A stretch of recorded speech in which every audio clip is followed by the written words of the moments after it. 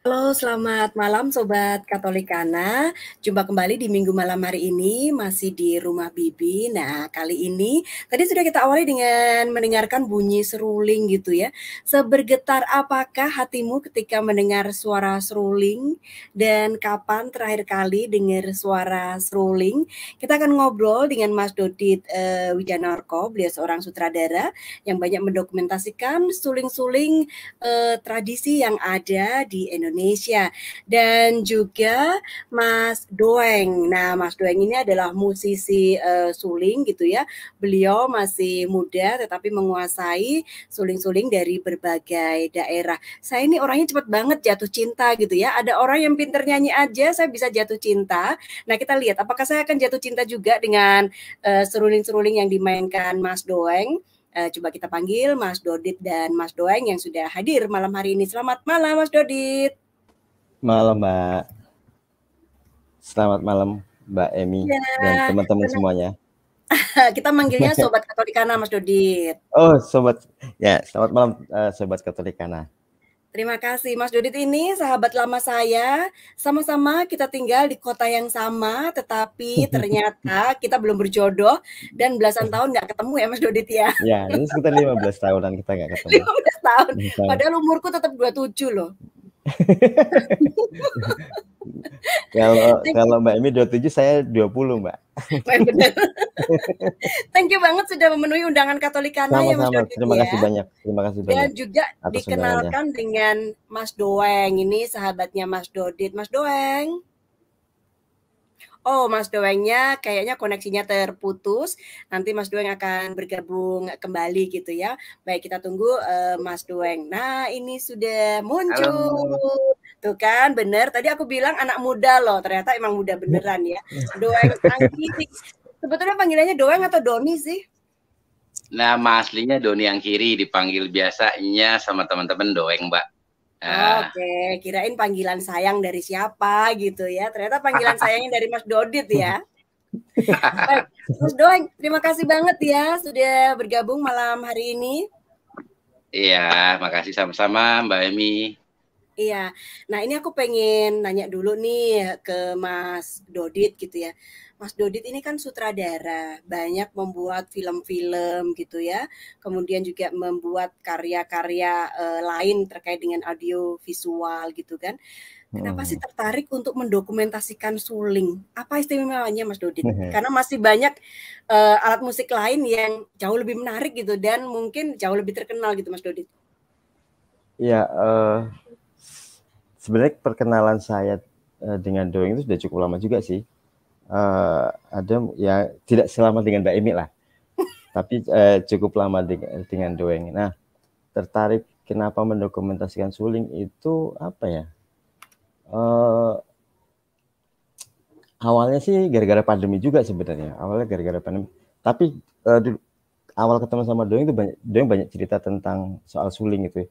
Kenapa ketertarikan saya sama suling? Karena dari cerita Doeng itu Doeng, saya simpatik sama Doeng karena dia pada saat itu adalah anak muda yang bisa main suling dari berbagai macam daerah, dan yang lebih menariknya lagi adalah dia memahami tentang karakter suling, terus histori dari suling itu sendiri dan segala macam. Nah, itu kemudian membuat saya pada saat pandemi, karena sudah nggak tahu lagi mau ngapain, saya ngajak Doeng itu, kita bikin bikin konten tentang suling gitu. Karena setelah saya mencari tahu baik dari kanal-kanal di YouTube ataupun di yang tempat yang lain, itu tidak banyak yang mengupas tentang suling-suling yang beragam dari Indonesia. Ada beberapa teman-teman dari itu lebih fokus pada suling Sunda ataupun suling Batak ataupun suling dangdut dan segala macam. Nah, ketika ini kayaknya bagus, tapi saya bilang sama Doeng, ya kita berpikir ini sebagai archive aja lah nantinya, bahwa berharap 5-10 tahun ke depan banyak orang yang menjadikan kanal kita untuk belajar gitu. Makanya pada saat itu kita bikin cover komposisi lagu gitu, Terus untuk mempublikasikan kita dari suling ini, dari daerah ini, suling daerah ini, suling daerah. Sebenarnya pada saat pandemi itu juga ada beberapa keinginan untuk membuat dokumenter perjalanan tentang suling itu sendiri gitu, dimulai dari Jawa Barat, terus Bali atau daerah-daerah sekitar yang dekat-dekat dengan Jakarta dulu lah. Tapi karena kondisi pandemi jadinya nggak jadi itu. Tapi secara online kita masih sering terlibat untuk pengerjaan beberapa proyek yang barengan sih gitu. Gitu sih Mbak. Jadi intinya suling itu menarik dan pada saat saya mendengar cerita tentang beberapa teman dan jadi gini, dulu saya lupa tahun berapa itu Doeng saya ajak mengisi beberapa ilustrasi musik di dokumenter saya ketika kita selesai take itu harus ngobrol di depan rumah. Mungkin Doeng masih ingat itu di Jagakarsa. Doeng memainkan musik itu. Nah, teman ini orang Bali. Kemudian dia ketika Doeng memainkan nada tinggi itu semuanya pada diem. Coba diem. Hanya bunyi angin itu Mbak, wus gitu.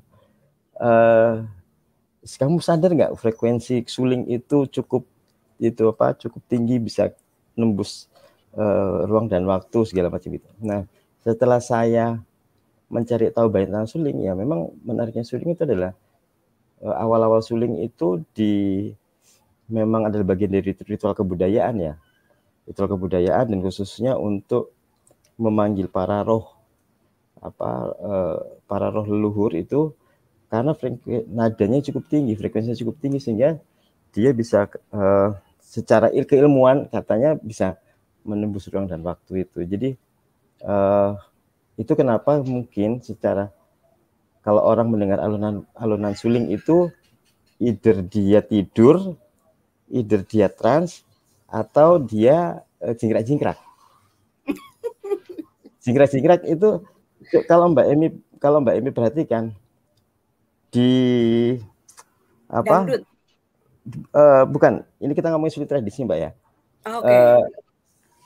Di kuda lumping itu yang dipakai selompok. Ya. Kalau orang mendengar nada-nada suling Sunda setelah makan siang di saung itu pasti tidur. Gitu.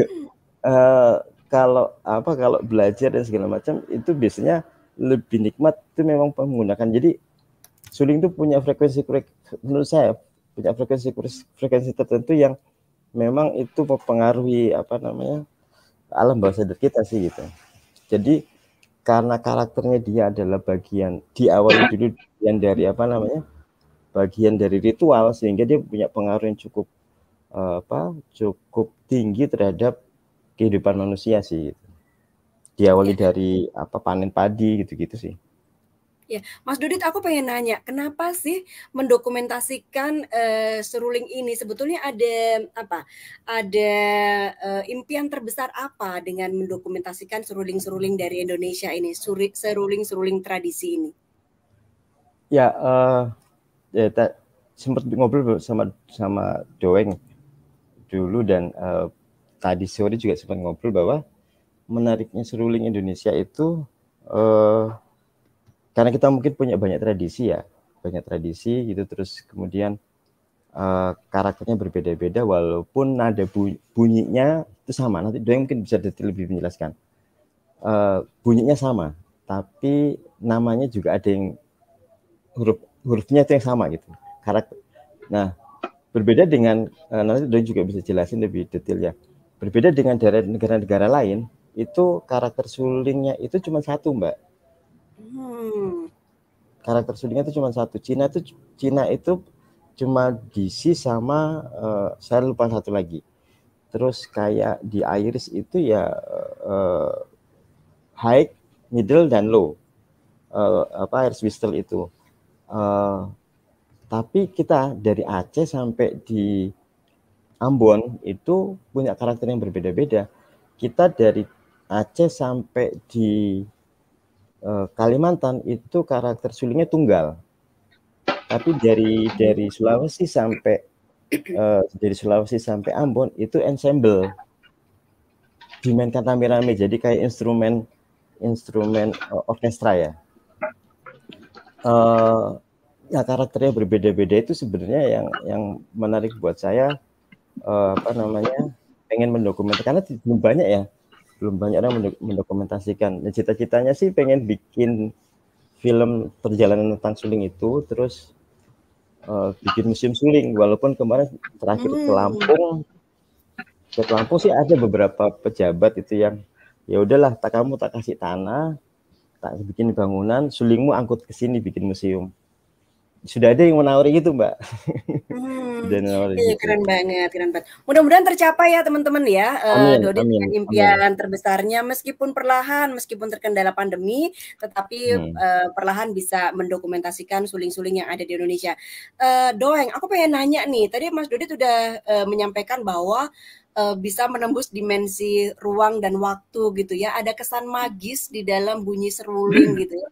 Sampai kalau kita dengar, aduh menyentuh hati gitu kan. Sebetulnya seruling itu di sekedar alat musik atau ada fungsi lain sih, Doeng? Dari yang Doeng pelajari? Yang pastinya fungsinya banyak ya, Mbak, kalau untuk alat tiup ya. Satu, memang dia terwujud menjadi sebuah instrumen alat musik. Tapi di luar alat musik instrumen, kita katakan bambu flute ya, atau misalnya seruling bambu gitu, itu banyak. Misalnya contohnya kayak saya asli orang Minang ya gitu kan, Minang berdarah Aceh gitu, sama ibu Aceh, lama di Aceh, bapak di Minang. Nah di alat tiup Minang sendiri aja itu ada berapa alat tiup ya? 1, 2, 3, 4, 5, 8 alat tiup dengan berbagai-bagai kota yang berbeda. Nah fungsi-fungsinya itu banyak. Misalnya ada satu alat tiup, misalnya kayak alat tiup bansi. Misalnya kayak gini teman-teman nih, kalau bisa lihat yang saya pegang, itu dia secara notasi, secara nada kita mainkan itu, dia bisa memainkan secara hati gembira, bisa memainkan secara sedih. Tapi fungsi aslinya alat bansi ini kesedihan gitu Mbak Emi. Jadi kalau di perantauan itu di ranah Minang, ketika orang tua melepas anak ingin merantau, si orang tua meniupkan ini gitu. Nah, jadi ketika anaknya sudah merantau, tiba-tiba dari yang susah menjadi kaya raya gitu kan, lupa orang tuanya untuk mengingatkan anaknya lagi, dia meniupkan ini setelah sekian tahun gitu, agar anaknya itu mengingat. Dan itu secara sejarah sampai Mbak. Kalau zaman kita kan pakai telegram, pakai surat gitu kan, nah ya kan, atau sekarang via WhatsApp, atau dulu sebelumnya BBM gitu kan. Nah, atau ngimel-ngimelan Yahoo. Kalau dulu tuh ini pengantarnya, makanya tadi betul kata Mas Dodit, frekuensinya sangat tinggi. Di ensemble musik pun juga alat yang paling tinggi itu adalah alat tiup, frekuensinya menembus batas. Misalnya ensemble ada biola, ada timpani, ada perkusi, ada bass, ada gitar. Tapi ketika alat tiup itu masuk di ensemble itu pasti semua penonton mendengar alat tiup. Nggak mungkin nggak kedengeran. Sekeras apapun itu musik, entah musik rock, musik apa, nah itulah yang dimaksud sama Mas Dodit, itu frekuensi yang tertinggi di alat tiup itu, yaitu frekuensi alat tiup itulah, gitu, high gitu. Nah jadi fungsi-fungsinya seperti yang tadi saya bilang gitu Mbak. Nah jadi ketika si orang tuanya kangen, dia niupin ini, dan itu ya percaya nggak percaya, tapi kalau saya sebagai pelaku tradisi gitu, percaya. Misalnya ilustrasinya gini, anaknya sudah senang gitu kan di kota gitu, terus sedang lagi party-partian gitu kan, sedangkan ibunya itu, bapaknya itu kangen sangat sama anaknya, sudah 15 tahun nggak ketemu, ayahnya niupin ini, itu tiba-tiba anak itu bisa terdiam Mbak, dan dia kayak denger bahwa seruling bansi ini ditiupin sama bapaknya. Bisa-bisa dia tuh langsung, bisa-bisa dia langsung ngambil handphone atau apa, telepon ibunya gitu. Karena itulah bunyinya yang menyayat ya. Bansi biasanya bunyinya tinggi, nada tinggi. Nada tinggi, bansi bunyinya nada tinggi, dan hampir semua alat tiup bansi, walaupun kayak Mas Dudit bilang, beragamnya alat tiup Indonesia itu adalah ketimbang alat tiup luar, dia sebutannya punya ini Mbak, bapak, ibu, dan anak gitu. Apa tuh maksudnya? Bapak apa itu maksudnya? Ya, Aku penasaran nih. bapak, ibu, dan anak misalnya ukuran besar itu si bapak, gitu kan. Ukuran yang sedang itu si ibu, ukuran yang paling kecil itu si anak. Jadi satu instrumen misalnya kita katakan di ranah Minang itu punya 3 gitu. Kebayang nggak Mbak kalau ada 8 jenis berarti 8 kali 3. Itu alat tiupnya. Oh, oke, Itu baru oke. baru Sumatera Barat. Belum kita pergi ke Sumatera Selatan, Sumatera Utara. Waduh, banyak banget gitu. Tunggu. Tadi kamu bilang kalau ada orang tua kangen anaknya niup seruling, kemudian anaknya otomatis akan terima. Kamu udah pernah nyoba belum sama pasangan kamu? Iya kan Dodit perlu ditanyakan kan Dodit ya. Iya. Kalau saya, iya, kalau saya kan karena pelaku tiupnya, yang saya rasakan terhadap alat tiup itu gini Mbak, ketika jadi dimensinya mungkin sudah berbeda sama orang yang hanya penikmat atau mendengar gitu ya. Kalau saya pemain atau player, jadi ketika saya lagi jalan nih, saya nih sama Mas Dodit ada project ke Bali, ke GWK gitu kan suasana kan sudah Bali gitu ya Mbak ya. Nah tiba-tiba lapar nih perut nih kan, kita makan nasi Padang gitu kan. Kebetulan dapat warung nasi Padangnya itu yang bener-bener Minang gitu kan, bukan yang abal-abal gitu kan. Itu ada tiba-tiba di warung Padang itu disetel tuh lagu-lagu Minang tuh, ada suara tiup bangsi, itu bisa-bisa aku nggak jadi makan Mbak, kangen kampung aku. Kenapa gitu? Gitu. Karena Gitu. Kangen kampung, iya, kangen pulang. oke. Nah, kalau aku udah kayak gitu. Dimanapun gitu, ketika aku lagi misalnya sama Mbak Emi lagi ngopi di Jakarta, tiba-tiba itu restoran niupin alat tiup Jogja atau Solo, ya aku inget tuh zaman proses di Jogja berapa tahun gitu, nerawang langsung, cepet banget. Jadi alat-alat tiup ini menurut aku tuh apa ya, lebih kepada healing sih Mbak ya, healing musik gitu. Oke. Menarik banget ini, menarik banget.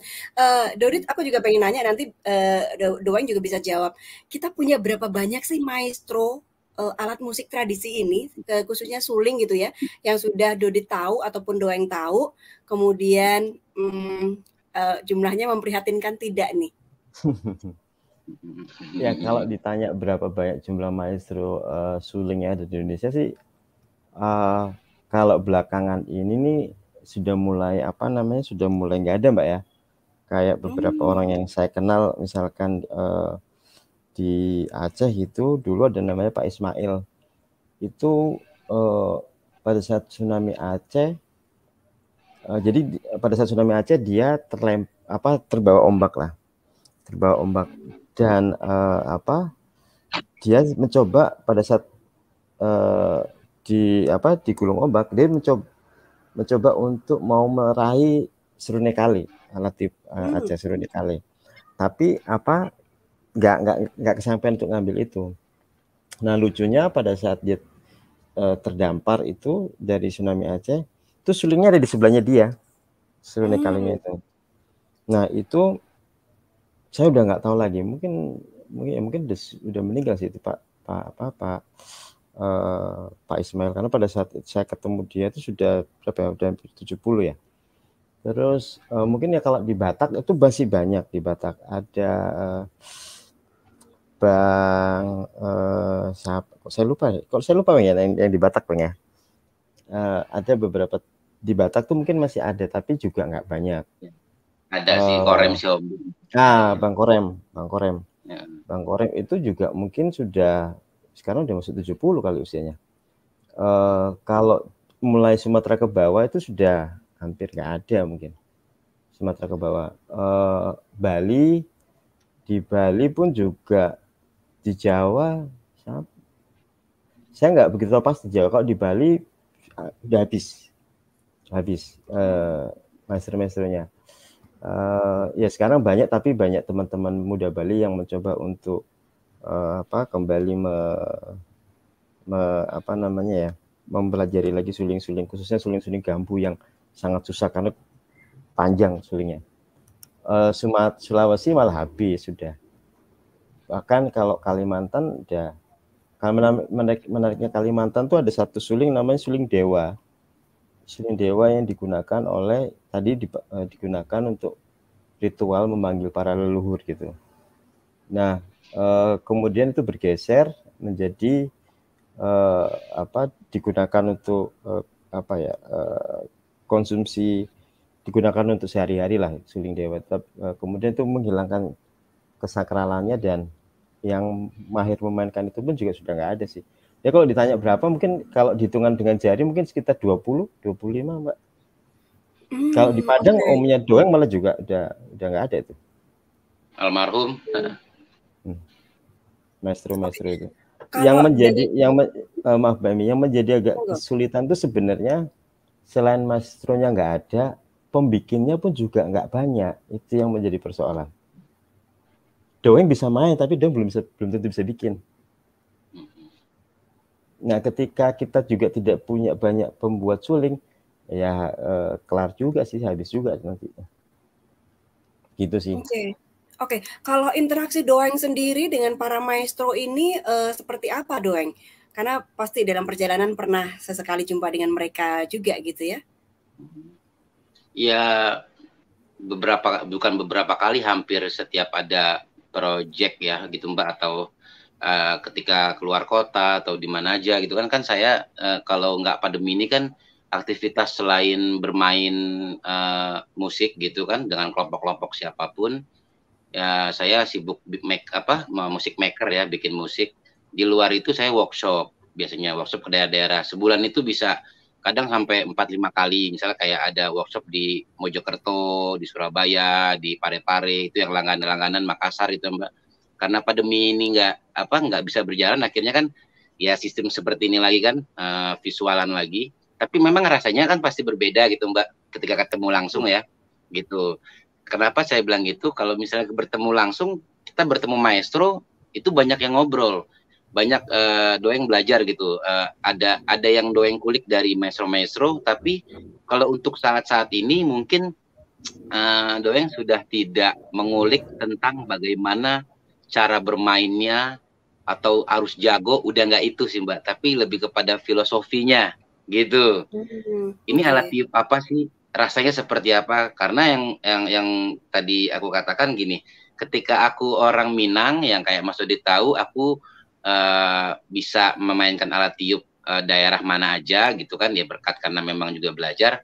Tapi yang susah itu adalah bukan meniupnya Mbak, tapi memindahkan ruhnya gitu.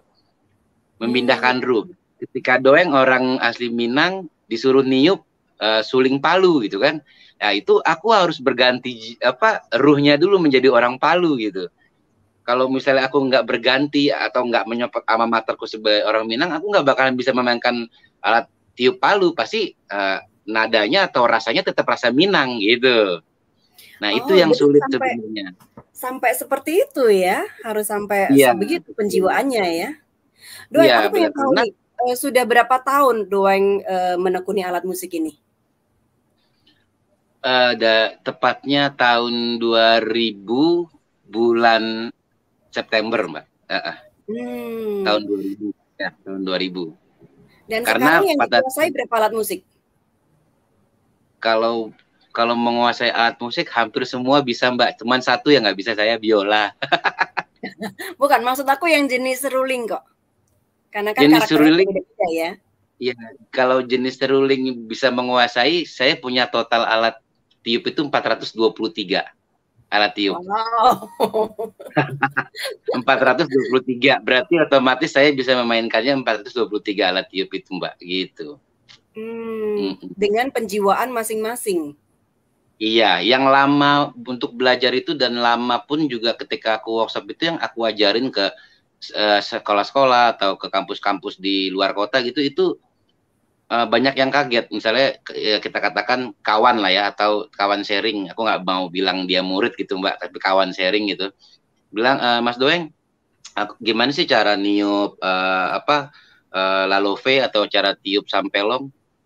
Awalnya aku kasih tahu caranya, terus aku bilang, kamu belajar niup ini nggak usah lama-lama, paling lama seminggu sampai 10 hari. Tapi yang lama itu adalah apa?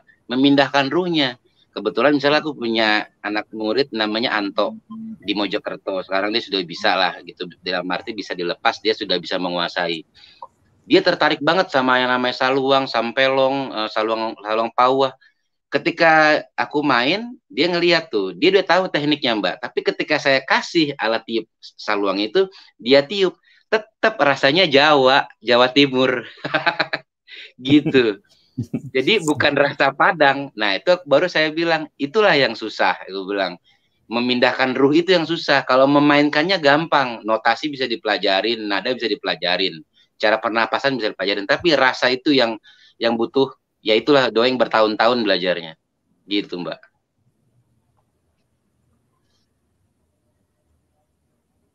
Aku pengen tanya ke Mas Dodit, sebagai orang yang mendokumentasikan apa namanya ragam suling di Indonesia gitu ya, Mas Dodit bisa nangkap nggak sih bahwa si pemain suling ini tidak ruhnya tidak ada di dalam alat musik yang dia mainkan itu bisa nggak? Karena kita sebagai awam kadang-kadang nggak tahu. Ya, ya.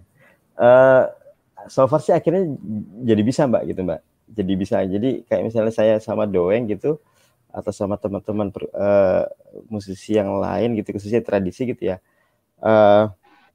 Akhirnya saya bisa kalau untuk ini misalnya bikin komposisi atau apa gitu kayaknya sulingnya bukan suling ini nih gitu. Harusnya suling yang punya karakter seperti ini. Atau misalkan apa namanya ya sama Doi sih sering banget diskusi gitu ya.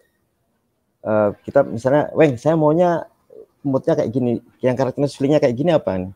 Oh seperti ini gitu. Coba kita coba yang ini dulu deh gitu. Nah kalau ketemu akhirnya atau misalnya kalau ada orang lain yang main gitu memainkan itu harusnya nggak begini nih gitu. Jadi ya akhirnya mau nggak mau kepekaan itu muncul sih Mbak Emi.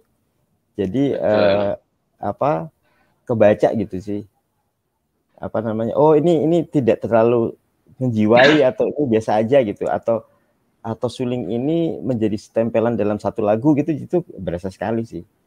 Iya. Kayak Berasa. orang menyanyikan lagu tapi tidak dengan penjiwaan itu juga akan Betul. kelihatan gitu ya. Iya. Oke. Doeng ini selalu pusing sama saya ketika habis ini kita main suling ini, habis ini, tapi dia selalu ready, siap untuk yang dia harus memindahkan rohnya gitu dari misalnya habis main suling Bali gitu, habis itu saya minta, Weng coba kita tes suling Lombok gitu ya. Itu dia langsung berubah gitu. Wujudnya berubah, kepalanya berubah. Kadang ada 1-2 kali yang kok masih masih bau Bali gitu. Karena mungkin jarinya masih gitu. Tapi dia cepet banget untuk memindahkan rasa itu. Memang yang sulit sih itunya sih, memindahkan rasanya. Aku penasaran, tadi dibilang cepet banget memindahkan rasa gitu ya, tapi kalau cuma dibilang gitu doang nggak afdol nih. Doang, berkenankah untuk memainkan satu alat musik seruling dari daerah mana terserah yang kita tahu apa namanya ada rasa Doeng nggak di situ gitu, penjiwaan Doeng di situ seperti Mas Dodit bilang tadi. Boleh. Berapa alat tiup pengennya? Ditantang ini. Sobat Katolikana kita dengerin ya, Doeng akan memainkan alat musik. Aku belum tahu dari daerah mana, kemudian lagunya juga apa, aku nggak tahu gitu ya. Nanti Doeng bisa ceritakan. Ya, ini yang teman-teman Katolikana TV ini yang saya mau pakai ini alat tiup dari Minang, khususnya dari Payakumbuh. Namanya saluang pauah.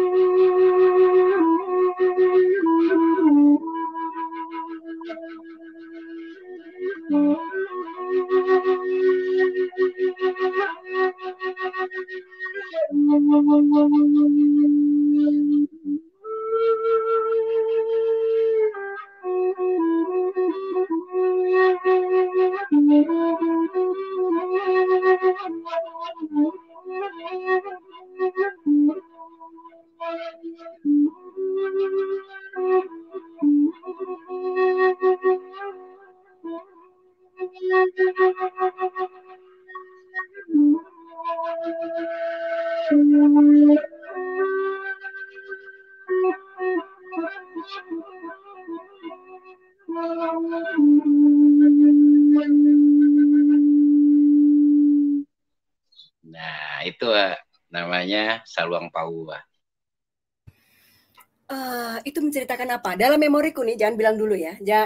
Dalam Ya. memoriku yang terpanggil adalah gadis-gadis Minang dengan pakaian baju kerudungnya gitu kan, dengan apa namanya kerudung selendang kerudung di kepala, ada di hamparan sawah gitu ya. Meskipun aku nggak tahu nih sebetulnya dari nada tersebut, dari lagu tersebut apa yang diceritakan, tetapi itu bayangan yang muncul di kepalaku ketika mendengarkan Bang memainkan alat musiknya. Bener nggak sih?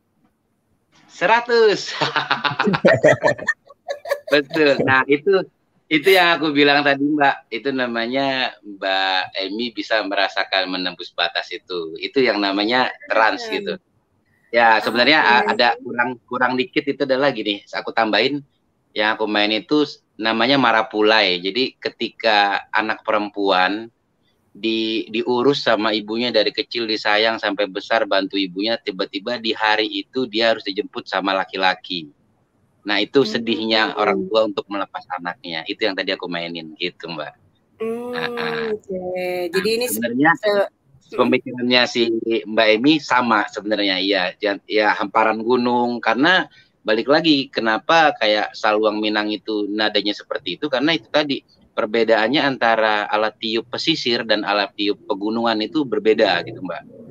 Beda kalau kita mainin saluang daerah pesisir, Pasaman atau Pariaman, dia cenderung tuh magis gitu.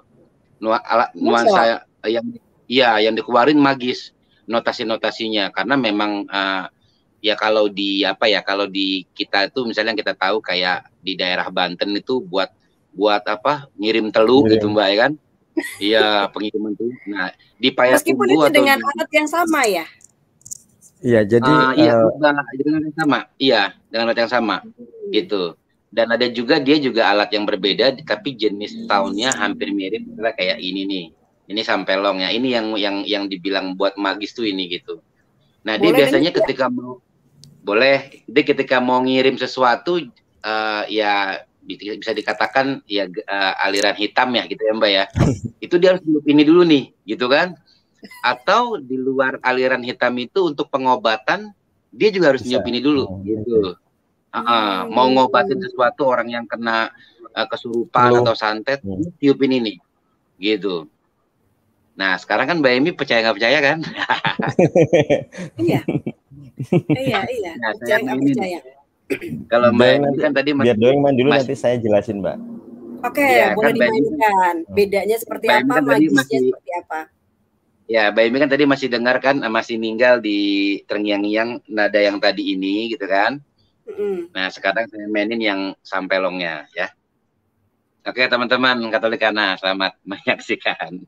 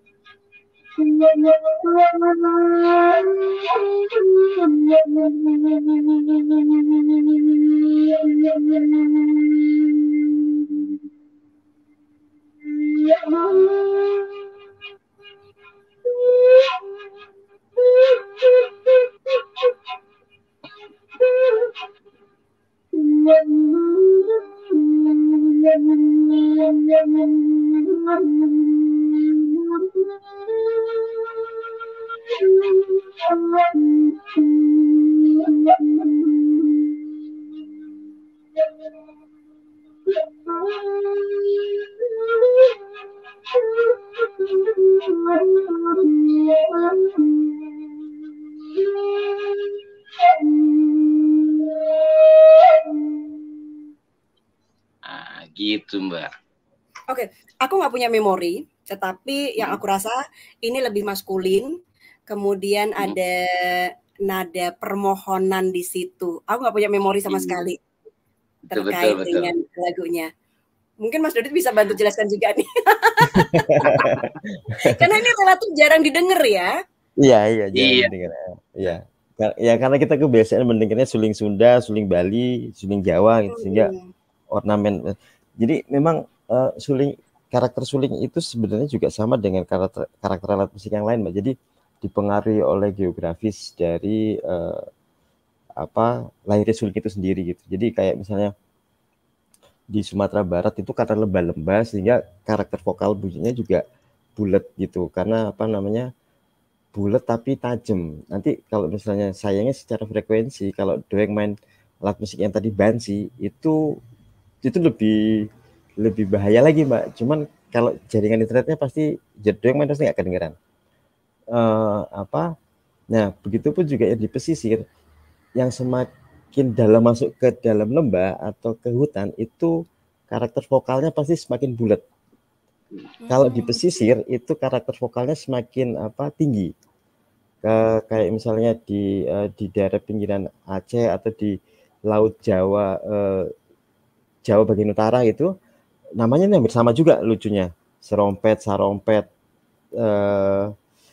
teroret gitu-gitu. Itu yang dipakai dan karena semakin tingginya karakter itu, kekuatan magisnya juga semakin tinggi. Nggak heran ketika kita nonton Kuda Lumping, kita nonton Reok Ponorogo, kita nonton itu pasti nadanya yang sangat sangat tinggi. Ketika serompet itu diberhentiin, itu pasti orangnya pasti jatuh. Jadi ini ada trans di situ gitu ya? Ya betul, karena secara kalau dari yang saya baca jadi level trans itu kan ini level alam bawah sadar, ini level tinggi. Nah, trans itu di tengah-tengah itu.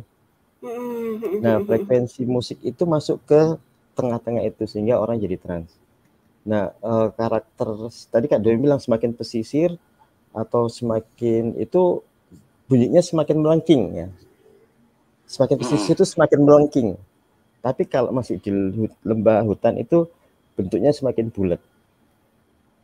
Gitu. Jadi kenapa yang kayak tadi doeng tiup itu atau orang-orang dulu itu khususnya di daerah pesisir itu banyak memanfaatkan alat tiup itu sebagai sebagai ritual gitu. Salah satunya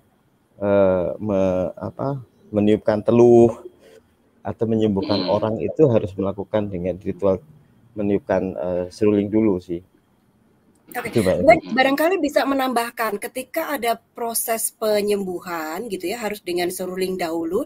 Ini apakah sama dengan yang kita tahu di dalam yoga, dalam apa gitu ya, harus ada frekuensi yang sama di dalam otak kita gitu untuk menuju tenang atau bagaimana ini sebetulnya? Iya, betul. Ya. Jadi kalau kayak untuk kita berbicara tentang penyembuhan gitu Mbak, jadi patternnya pun berbeda. Banyakan itu pattern yang dikeluarkan oleh alat tiup itu, entah alat tiup itu saluang atau sampelong atau saluang pauah itu alat tiup pengulangan-pengulangan. Yang aku bilang tadi di awal itu healing, kayak orang healing gitu, musik healing. Jadi dia biar terserap di telinganya, ntar si yang sakit itu terus mengingat nada itu. Itu magisnya. Seperti pengalaman saya tahun 2018 itu ke Mentawai itu Mbak, ke Pulau Sipora. Itu ada satu, ya saya katakan nenek-nenek ya. Nenek-nenek cuman hanya bisa senyum, tapi dia tidak gagu, senyum. Cuman umur 70 bagi saya itu kelihatan cantik gitu nenek-nenek. Ternyata apa? Itu tabibnya di sana. Ketika saya mainin alat tiup dari Sumatera Barat, dia ingat, dia bilang, dia hanya ngomong sedikit, waktu umur 50 saya lama di Padang gitu. Pas ketika umur 55 tahun saya balik lagi ke Mentawai. Bilang, ibu apa petani atau apa? Ternyata apa? Ibaratnya dia dokter sana. Dia cuma menggunakan satu bambu kayak begini nih Mbak, bambu. Itu ada daun padi. Kalau di Minang itu daun batang padi itu buat main alat tiup malah namanya pui-pui kan. Nah, kalau dia itu buat kasih ke airnya itu. Nah, kebetulan temanku tuh ada Mas Dodit, penyakit apa yang kayak gondok besar itu gondok. di leher tuh? Iya, gondok. Iya, gondok ya. Nah, tiba-tiba dibilang ini sakit udah lama karena udah hampir 4 dokter nyuruhnya operasi. Dia cuma nanya senyum tuh. Nah, aku terlibat di sana tuh di Mentawai itu, ya namanya orang masih pedalaman ya Mbak ya. temanku suruh berbaring gitu kan, aku suruh mainin sampelong itu. Terus aku tanya, mainnya gimana Bu? Nada apa, patternnya atau nadanya? Kan ditranslate ya, karena dia nggak bisa ngomong bahasa Indonesia, ngomong Mentawai. Bahasa Mentawai itu percampuran kayak, menurut aku kayak Sumatera Utara sama Vietnam gitu. Iya, pongpa, lompa, lolang, ting, pongpa, gitu-gitu suaranya Mbak gitu. Akhirnya, oh ya, udah kebetulan teman memang dari tim LSM tuh, dia yang bawa sana, dia ngerti bahasa Mentawai. Aku main itu. Dia bilang kalau saya bilang stop, stop. Kalau saya bilang terus, terus. Main terus, dia belum bilang stop. Ketika dia bilang stop, aku baru lihat sebelah kiri, temanku udah tidur, Mbak. Padahal aku tiup itu bukan suling Sunda gitu. Kok dia bisa tidur? Ternyata dimasukin buat, ibaratnya apa ya, dikolaborasiin buat pengobatan dia. Nah, yang bambu tadi sama air itu, dibasahin, dicipretin itu ke gondoknya dia tuh. Nah, itu temenku tidur sampai 11 jam, Mbak. 11 jam tidur, didiemin sama dia. Besoknya, ini aku juga merinding nih, Musail. Itu gondoknya hilang, Mbak. Rata lehernya. Nah, itu akhirnya kita ngobrol tuh. Oh, ternyata ada apa namanya? Ada resonansi-resonansi tertentu atau nada-nada tertentu yang bisa digabungkan sama si tabib ini gitu. Untuk menyampaikan pengobatan itu ke diri orang lain gitu. Dan itu aku percaya gitu. Makin tambah percaya gitu. Karena ibaratnya sebelum pengalaman itu aja, kalau di kampungku sampelong itu, aku ngeliat tuh kalau udah bunyi sampelong di rumah mana kedengeran dia main, tunggu aja setengah jam Mbak, ntar ada bara api terbang-terbangan di atas awan. Gitu. Sampai sekarang masih gitu. ada di bawah. Masih ada sampai sekarang, tapi tinggal di dalam-dalam kayak apa, ada namanya orang kubu kalau di Palu itu kan suku Kaili gitu kan Mbak ya. Iya, Tapi cuman dia nggak terlalu besar sih karena emang modernisasi udah masuk. Ya, tapi tetap masih ada dibilang orang, saya bisa ngelihat tuh, saya pernah cerita sama Mas Dodit nih, kayak alat yang saya pegang nih, serunai ini Mbak, ini sebenarnya buat si kerbau gitu. Adu kerbau, buat adu kerbau. Ada adu kerbau gitu di daerah Bataga sana, Padang. Dia tidak akan berantem ngadu kerbau kalau misalnya si tuannya belum nyiupin ini gitu. Sampai segitunya itu kerbau tahu nada dan notasi dan range-nya ini ke telinga dia gitu. Sampai itu. Nah, yang memainkan alat serunai ini namanya serunai. Serunai ini itu siang hari bolong Mbak, jam 1:30 gitu. Itu dia ngambang di atas di atas sana. Dia ngambang di atas sana, Mbak. Jadi ketika si tokohnya atau si dukunnya ini sebelum sebelum melakukan mengadu kerbaunya, jadi dia bersila gitu, meniupkan seruling yang dipegang Doeng itu, tapi dia terbang, dia bisa terbang. Nah, ketika dia terbang dan meniup seruling itu gitu-gitunya tuh masih ada gitu. Itu apa baru kerbaunya beradu. Ketika dia berhenti meniup ya apa, kerbaunya juga nggak apa namanya, nggak agresif lagi. Dan itu kan juga terjadi di Tanah Toraja atau di Flores gitu-gitu, ketika ada proses penyembelihan korban kerbau gitu, itu kan juga meniupkan apa, seruling.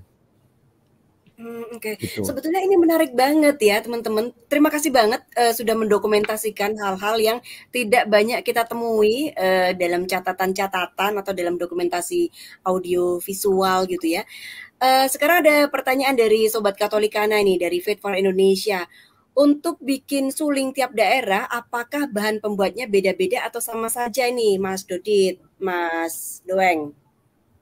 Pada dasarnya sih paling bagus sih bambu ya. Beda-beda. Dan kebanyakan sih memang dari bambu. Tergantung kondisi lokasi dari daerah mana sih dia. Tapi rata-rata sih dari bambu. Kalau kayu itu kebanyakan dari Indian.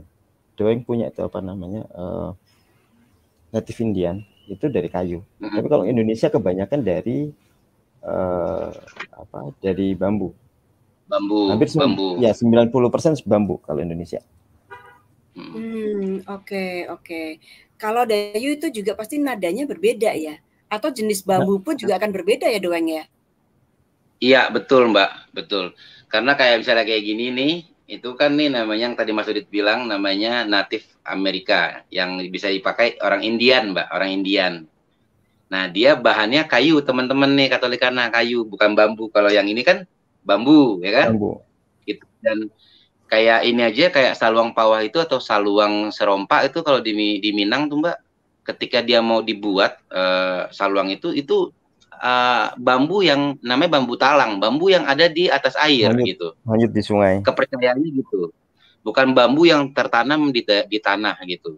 Karena kepercayaan di sana ya bambu yang di atas air itu lebih asik, lebih oke untuk dijadikan saluang untuk segi suara dan soundnya gitu. Nah, berbeda dengan kita bicara di luar mancanegara, dia lebih memilih bahannya kayu gitu, wood gitu. Dia lebih bahannya kayu ketimbang bambu gitu. Jadi itulah beragaman beda-bedanya alat tiup kita dengan alat tiup luar gitu kan. Di kita pun juga ada kayu gitu kan, tapi bisa terhitung lah kalau alat tiup kayu ya gitu di kita. Misalnya contohnya kayak alat apa namanya trompet Makassar tuh kayu dia, ya, bukan kayu. bambu gitu. Bukan bambu. Terus trompet Bandung, Madura. Ya, trompet Madura. Ya, Madura. Seronen Madura itu bahannya kayu, bukan bambu. Kayu. Betul.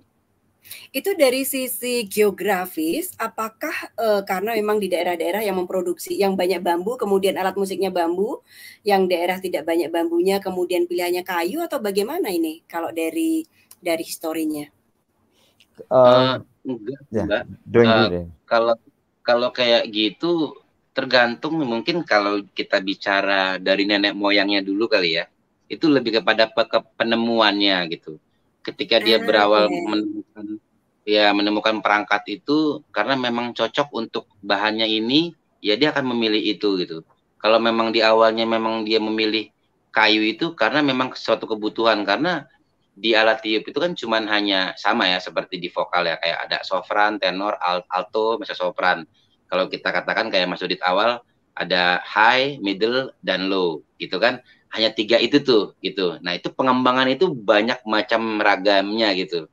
Nah dia mencarinya dari bahan-bahannya itu juga mempengaruhinya gitu. Ketika dia mau mencari nada yang low itu, ya dia harus pakai bambu yang tipis gitu. Yes. Contohnya kalau dia pakai bambu yang tebel, dia tidak akan menghasilkan suara low gitu kan. Tapi kalau dia pengen nyari nada yang tinggi, dia memakai bambu yang lumayan agak tebal gitu.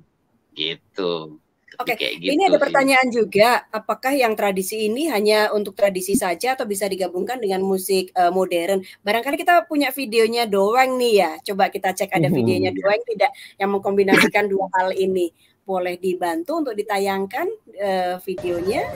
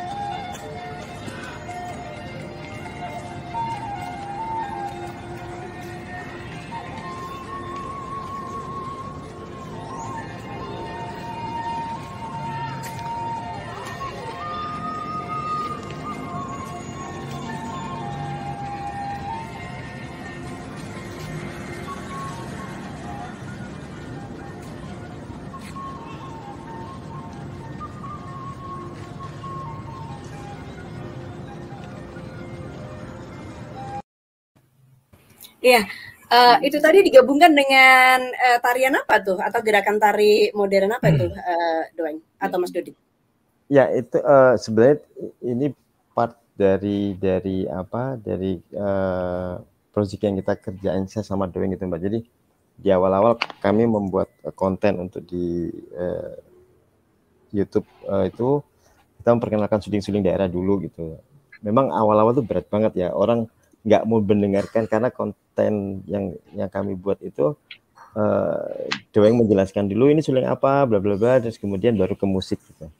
itu di awal-awal berat banget. Jadi tidak ada orang yang mau mendengarkan penjelasan Doeng dulu tentang ini suling apa, dari daerah mana, karakternya apa, notasinya seperti apa gitu. Orang hanya langsung mau ke apa di musiknya gitu. Nah, tapi saya bilang udah nggak apa-apa lah, itu karakter masyarakat kita yang apa nanti lama-lama juga akan seperti itu. Apa lama-lama juga akan mendengarkan apa yang kita sampaikan. Nah, setelah itu kami mencoba untuk mengkolaborasikan instrumen suling itu dengan apa musik modern gitu, katakanlah musik modern gitu. Cuman saya berpikir tapi kalau dikolaborasikan dengan penyanyi ya mungkin sudah biasa atau sudah umum gitu ya. Akhirnya saya mencoba untuk melewati melewati pakem-pakem yang ada gitulah. Saya ajak teman-teman dancer gitu. Sebenarnya kita kemarin seharusnya sudah, kalau tidak PPKM gitu, kita udah mengerjakan beberapa video gitu. Nah kemarin kebetulan pada saat itu saya mengajak kolaborasi dengan penari hip hop dari bernama Oka dari Dance Wave Center gitu. Kak mau nggak Kak collab sama lagu ini gitu. Bebas narinya, bebas dan segala macam gitu. Oke, ya jadi sebenarnya ada beberapa yang kita akan collab sih sebenarnya dengan kayak ada satu lagu untuk dengan teman-teman dari belly dance, teman-teman dari penari balet, terus dengan teman-teman dengan ada satu pelukis Bali itu yang kita mau ngajak collab bareng dengan penari Bali jadi